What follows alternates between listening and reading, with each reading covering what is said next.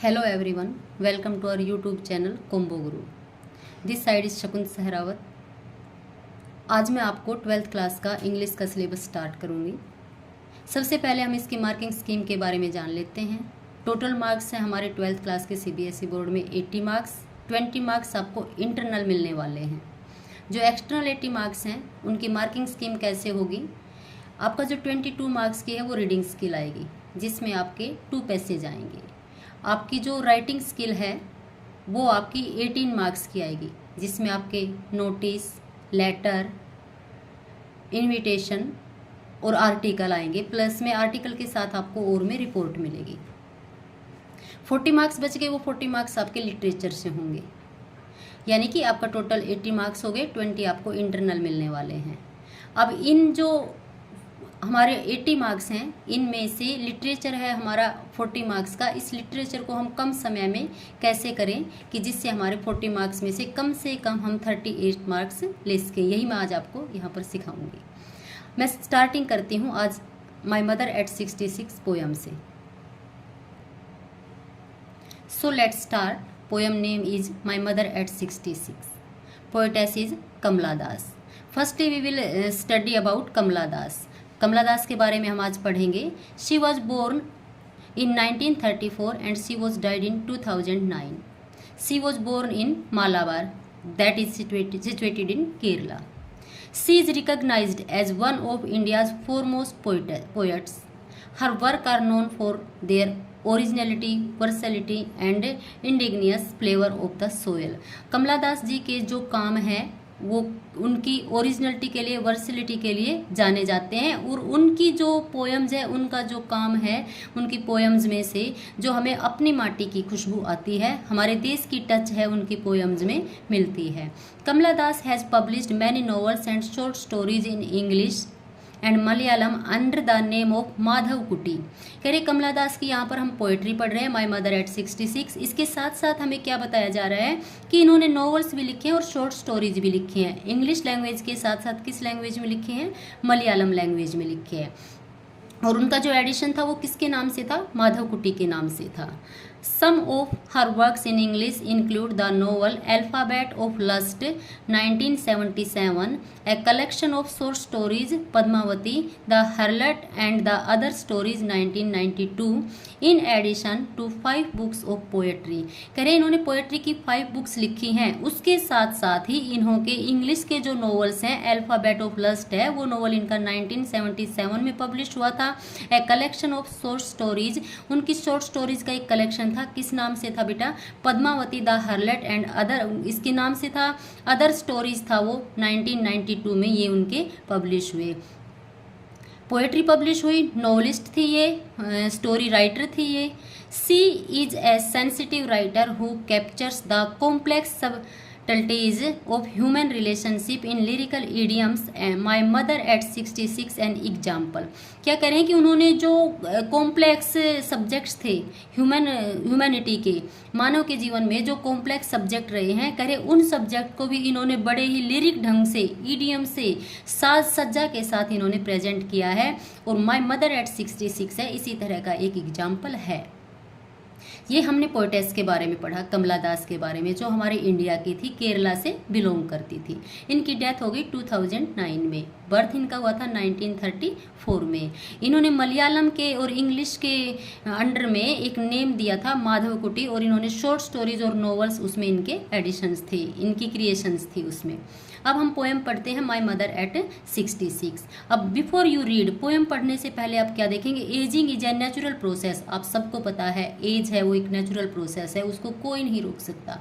हमारे साइंस ने काफ़ी प्रोग्रेस की है, लेकिन एज को वो भी नहीं रोक पाए. यानी कि जब बच्चा पैदा होता है उसके बाद में वो ग्रो करेगा, यंग होगा, ओल्ड होगा और एडल्ट होगा, उसके बाद में ओल्ड होगा, ओल्ड होने के बाद में उसकी डेथ हो जाएगी. तो कोई ये एक नेचुरल प्रोसेस है और नेचुरल प्रोसेस को कोई रोक नहीं सकता.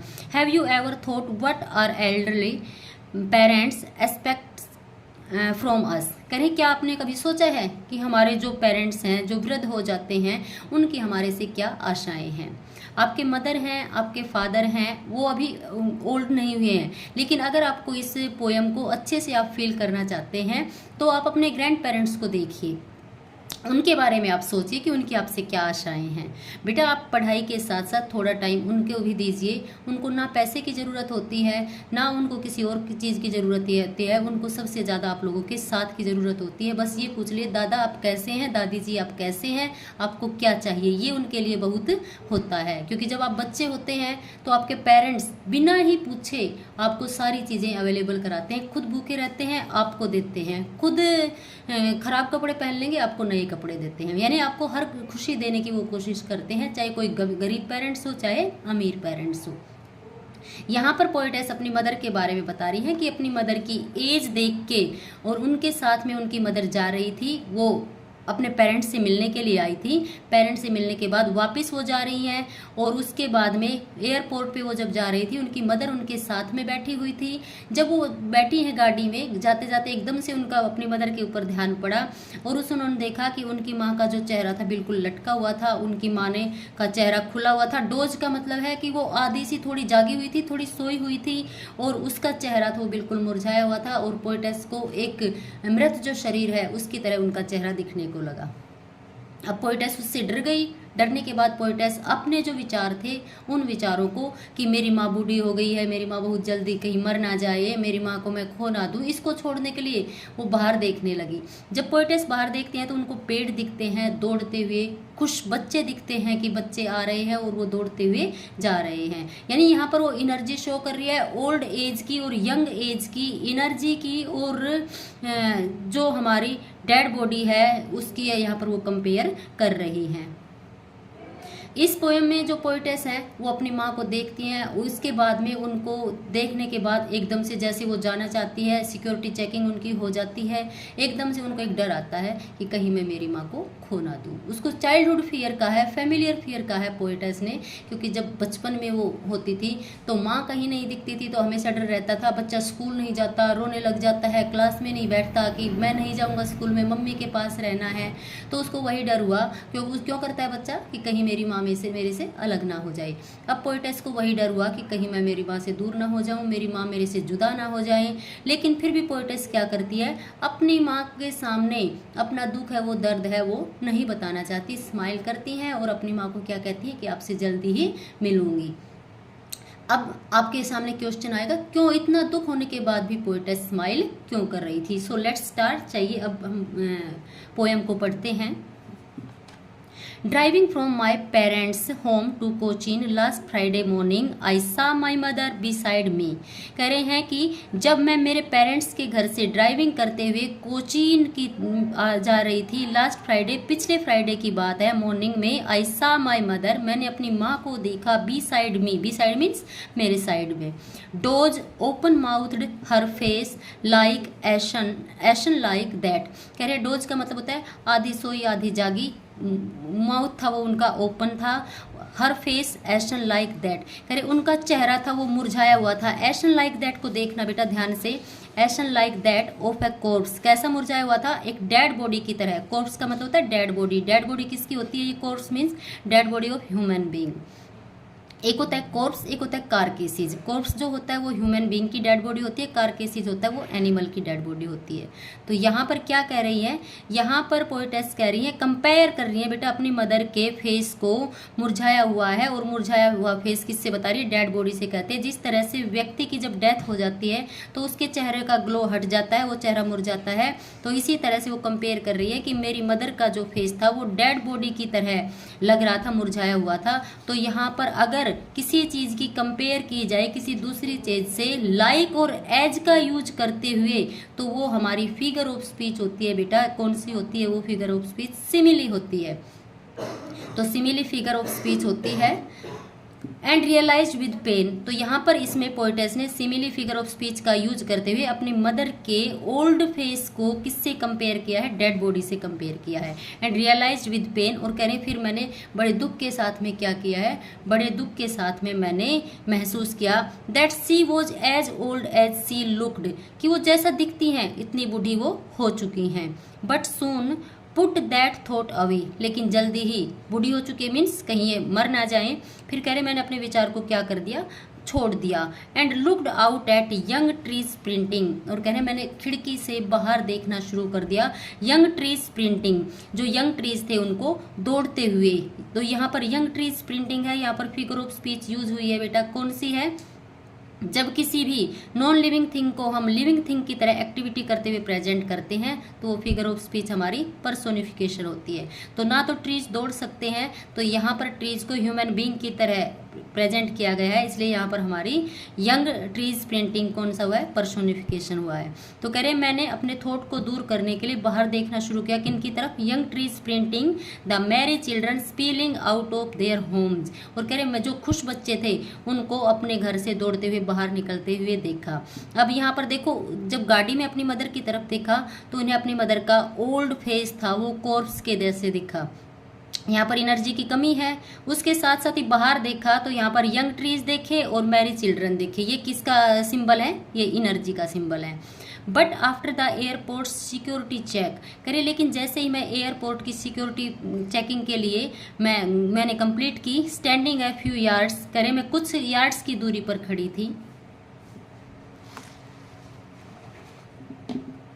अवे कुछ दूरी पर खड़ी थी, I looked again at her, मैंने दोबारा से अपनी माँ की तरफ देखा। Wan pale as a late winter's moon, कह रहे वो कैसे थे, बिल्कुल पीली मुरझाई हुई, कैसे मुरझाई हुई, जो लेट विंटर्स मून होता है, यहाँ पर फिर से आ गया है as a late winter's moon. अपनी मदर की फिर से कंपेयर कर दी पोएटेस ने यहाँ पर कि उनका मदर का फेस था वो कैसा लग रहा था, जैसे लेट विंटर मून होता है, धूमिल होता है, धुंधला हो जाता है, वैसे ही मेरी मदर का फेस था। तो यहाँ पर भी एज और लाइक से जब किसी चीज़ की हम दूसरी चीज़ से कंपैरिजन करते हैं तो वहाँ पर हमारा फिगर ऑफ स्पीच सिमिली होता है। तो कह रहे यहाँ पर मैंने मेरी मदर की तरफ देखा तो लेट विंटर मून्स की तरह वो मुरझाई हुई थी। And felt that old familiar एक मीन्स होता है बेटा फियर। तो कह रहे मेरा पुराना जो जाना पहचाना डर था वो फिर से तरोताज़ा हो गया। माई चाइल्डहुड फियर्स, कौन सा फियर, जो मेरे बचपन में मुझे फियर होता था। But all I said was, कह रहे डर मुझे लगा, मेरा बचपन का डर फिर से तरोताज़ा हो गया, लेकिन मैंने उस डर के बारे में अपनी माँ को कुछ नहीं बताया, केवल क्या कहा, but all I said was see you soon Amma, अपनी माँ को केवल क्या कहा कि अम्मा जल्दी ही आपसे फिर मिलूंगी।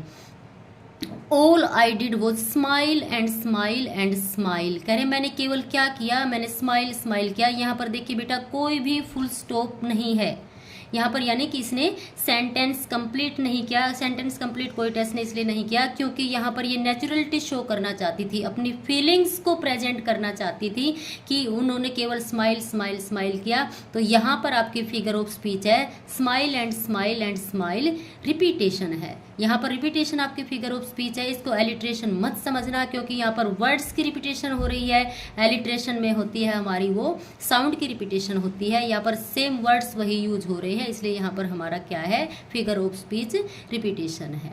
तो मुझे आशा है कि आपको ये पोएम समझ आ गई होगी। पोएटेस है इसकी कमला दास। कमला दास ने यहाँ पर अपनी मदर की एज के बारे में डिस्कस किया है। अगर हम इस पोएम के थीम की डिस्कस करें तो यहाँ पर ओल्ड एज इसका थीम हो सकता है कि old age is natural process. I hope कि आपको ये पोएम अच्छी तरह से समझ आ गई होगी। इस पोएम के जो क्वेश्चंस हैं वो हम नेक्स्ट लेक्चर में करेंगे। तब तक के लिए आपका दिन शुभ हो। जय हिंद, जय भारत।